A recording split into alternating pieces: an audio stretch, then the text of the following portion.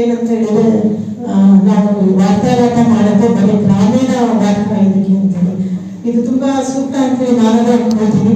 ಈಗಿನ ಒಂದು ಡಿಜಿಟಲ್ ಮಾಧ್ಯಮದಲ್ಲಿ ಮಾಹಿತಿ ವೇಗವಾಗಿ ಹೋಗುತ್ತೆ, ಅದು ನಿಖರತೆ ಬಗ್ಗೆ ಯಾರಿಗೂ ಗೊತ್ತಿರೋದಿಲ್ಲ.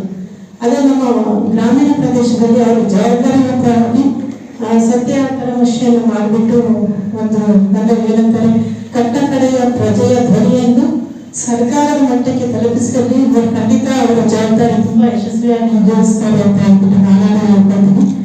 ಚಾಮರಾಜನಗರದ ಇತಿಹಾಸದಲ್ಲಿ ನೋಡ್ತಾ ಬಂದ್ರೆ ನಮ್ಮ ಮಾಧ್ಯಮಗಳು ಸಾಕಷ್ಟು ಒಂದು ಏನು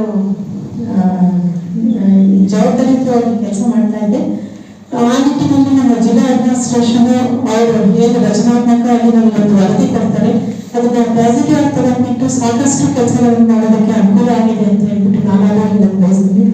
ಈ ನಿಟ್ಟಿನಲ್ಲಿ ಇಂತಹ ಒಂದು ಕಾರ್ಯಕ್ರಮವನ್ನು ಕಾರ್ಯಾಗಾರವನ್ನು ಚಾಮರಾಜನಗರದಲ್ಲಿ ಅವರೇ ಹೇಳ್ತಾ ಇದ್ರು, ನಮ್ದು ಚಾಮರಾಜನಗರ ಡಿಸ್ಟಿಕ್ ನಾವು ಸೆಲೆಕ್ಟ್ ಮಾಡ್ಕೊಂಡಿದ್ದೀವಿ, ತಾವು ಸೆಲೆಕ್ಟ್ ಮಾಡ್ಕೊಂಡು ತುಂಬಾ ಧನ್ಯವಾದ ಅಂತ ನಾನು ಈ ಟೈಮಲ್ಲಿ ಹೇಳಕ್ಕೆ ಬಯಸ್ತೀನಿ. ಯಾಕಂದ್ರೆ ನಮ್ಮ ಪ್ರತಿಯೊಂದು ಮಾಧ್ಯಮ ಮಿತ್ರರು ಸಾಕಷ್ಟು ಲವಲವಿಕೆಯಿಂದ ಎಲ್ಲೇ ಒಂದು ಡಿಸ್ಟಿಕ್ ಅಲ್ಲಿ ಒಂದು ಸ್ಮಾಲ್ ಇದಾದ್ರೂ ಅದನ್ನು ಸತ್ಯಾಸತ್ಯತೆಯನ್ನು ಪರಾಮರ್ಶಿಸಿ ನಮಗೆ ನಿಖರವಾದ ಒಂದು ರಿಪೋರ್ಟ್ ಅನ್ನು ಮಾಡ್ತಾ ಇದ್ದಾರೆ. ಅದರಲ್ಲಿ ಎರಡನೇ ಮಾತಿಲ್ಲ.